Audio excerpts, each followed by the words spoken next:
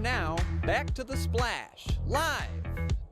Welcome back to The Splash Live, Greater West Bloomfield's live daily news and talk show. I'm Tyler Kieft alongside Diane Chabon. For well over a month, we have been hearing about Michigan's new hands-free driving law, but it's only really been in effect for about 1 month in the Great Lakes state, aimed at reducing distracted driving on our roads, people using their devices when they probably shouldn't be out driving on Michigan's roads and, of course, out on the highways. The law has been in effect for about a month, and joining us now to talk about how it's being enforced, what we're seeing out on the roads, is First Lieutenant Mike Shaw, the Public Information Officer for the Michigan State Police's 2nd District.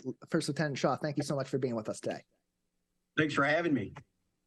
Yeah, glad to have you on, as this law went into effect late last month, and it's aimed at curbing distracted driving, particularly from our devices, as they've become a much more critical part of our day-to-day life. That's, of course, meant that in the vehicle, people are taking not just taking calls, they're answering text messages, they're scouring social media. Hopefully only had been happening at red lights in the past, but it's not just that that's been the problem. And so this new law has come into effect. So far, how are we seeing this new law being reacted to from those driving out on the roads? Are we seeing some of those issues start to wane a little bit? A little bit, but I think part of it is going to be educational wise, that we're kind of seeing it first. You know, it just went into effect June 30th. I've seen a lot of media reports talking about how, things have changed so fast. But, I'm a little pumping the brakes on that a little bit. It's going to take a while to see exactly how this is going to be, working for us. Now, we know in other states that we've seen a decrease in that distracted driving, and our hope is Michigan will follow suit with some of those other states as well. We do know that the former law just wasn't working for us. It was very hard to enforce. So now we're able to kind of take a look at things, get this out where we're actually taking that cell phone out of people's hands so they're not distracted by that phone. Just how significant was distracted driving, particularly the use of cell phones and other devices in vehicles, before this law went into effect? I don't think you had to be a trooper or anything like that to kind of see. I'm sure even today, even with the law in effect, that you probably saw somebody on their cell phone on the way to, to work today. So we know that it was a big problem. And my goal is hopefully people will just kind of slowly get used to the fact that they just don't need their cell phone when they're behind the wheel, and maybe going ahead and throwing it in the glove box, or being, very proactive about not doing that. But we also want people to know that, our troopers are out there looking for this. If they do catch it, or it is part of a traffic crash, you can be cited for it. And, you're maybe looking at a couple $100 and some community service. So if just putting the phone down isn't a good thing for you, maybe that little bit of incentive, I guess the way to call it, will help you out. And it is something new. It is an adjustment for people out on the roads on their day-to-day. And you would hope in the past, if they were using their phones at all, it's maybe at a red light, or ideally they're parked or they've pulled over to use their device. But as this has been just in its infancy, in the first month of this really being in effect, from the law enforcement standpoint, how is that being addressed? You mentioned that education is a critical part of that at this point. And it is, and it's like any other law.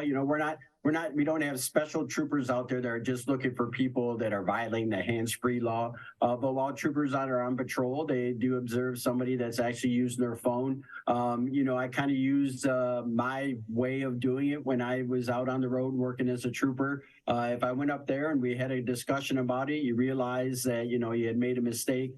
Sometimes a warning is good enough to change that driving behavior. Other times, if people say, well, I wasn't on my phone when, obviously that you were, then maybe writing it down, or that traffic citation is a way to kind of change that driving behavior. So we haven't made anything out there just to put them out, our troopers out there on the road looking for this, but in the performance of their duties every day, just like any other traffic violation, that's what they're going to be looking for. But, an educational component like today is very important for people to really understand that this law is about safety. It's not revenue enhancement. It's not any of the other silliness that people talk about. We were seeing too many people die on our roads in preventable traffic crashes, and we knew a lot of that was from distracted driving. And if we could change the law to where you couldn't hold that cell phone anymore, our hope is that those people that we've lost over the years on our roads, maybe that will become a less and less number. And our goal, and Governor Whitmer has said it numerous times, our goal is to have 0 traffic fatalities in Michigan by 2050. And we're hoping that this is a start.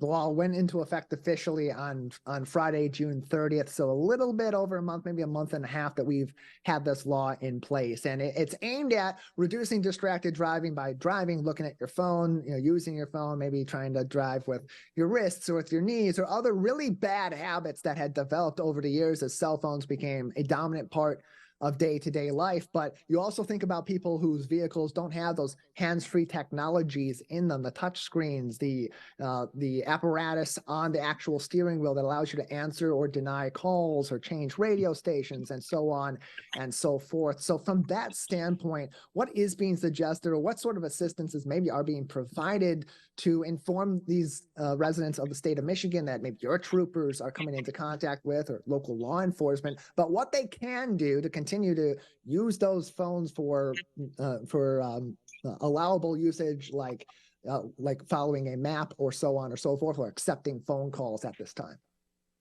So we have gotten a lot of inquiries, especially from our rideshare people that use that. And not mention any specific names, but rideshare people. So if you don't have that technology in your car, you can purchase a mount. You are allowed to make a one-touch contact with your phone, like to start your GPS. But what we recommend is kind of like seatbelts. We tell people when you get in the car, you put your seatbelt on, you start it off, and you leave. Now what we're recommending to people is you put on your seatbelt, you program your GPS before you take off, get that going, and then you can go out there and use your phone as a GPS. So we know a lot of people are dependent on that portion of it. And again, it's not to try to take that away from anybody. What our main goal is that you don't drive distracted. And one of the big things is, we saw in a traffic crash earlier, it wasn't a cell phone, but somebody had lost a cigarette, went to reach down behind their car and ended up getting a large, in a fatal crash. So we know that this distracted driving is causing a lot of these preventable crashes. We don't want to take your phone totally away from you, even though I would love it if you just stuff it in the glove box and not use it while you're driving. There are some other ways, such as a mount that you can use it to use that GPS in other parts of your phone.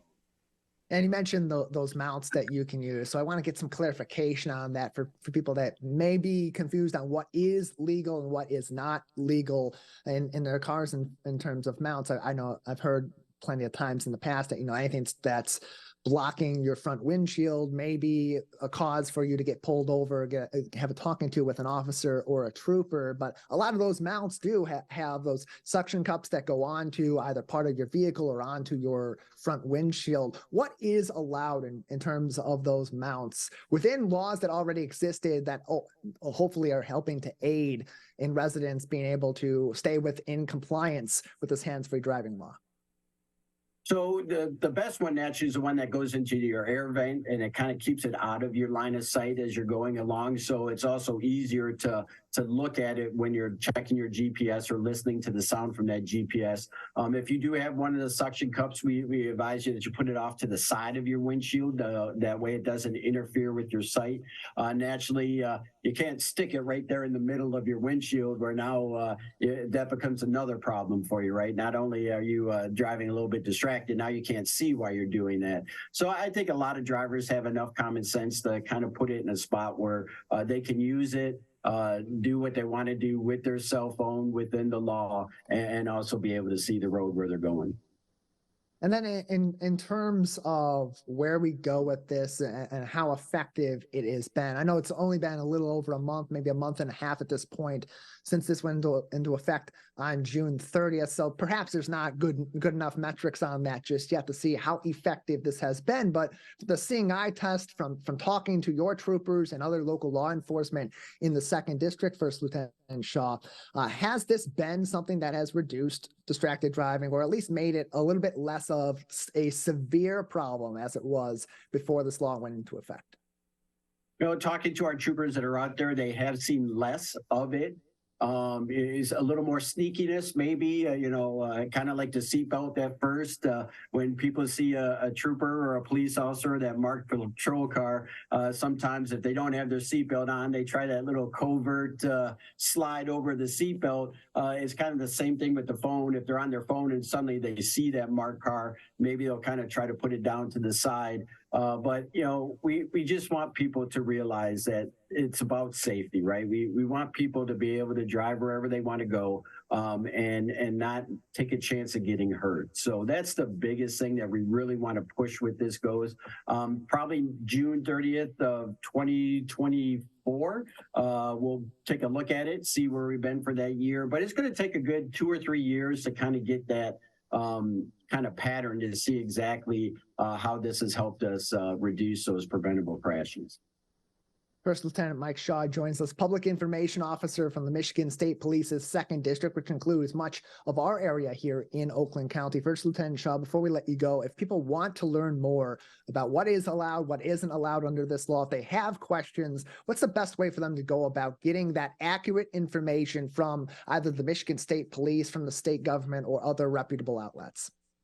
You could go into your favorite search engine and just type in Michigan distracted driving. It will take you to our website on michigan.gov that will not only talk about the hands-free law itself and what's allowed and what's not, but it'll also talk about other kinds of distracted driving as well, of things that you should try to not do when you're behind the wheel. And I know it sounds kind of mean because everybody kind of does it, but the things like eating and engaging in conversation, loud music, change your radio station. There's a lot of other distracted driving that's not part of that law, but it kind of brings that into focus too, of things that you should try to avoid while you're behind the wheel.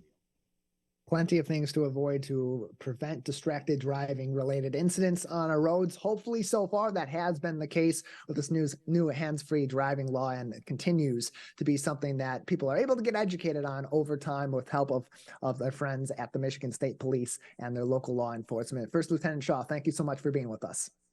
Thanks again, anytime. Michigan.gov is the place to go for more information on the hands-free driving law, as well as other laws on our roads and all throughout the state. Michigan.gov, the place to go for that, and more updates from the Michigan State Police.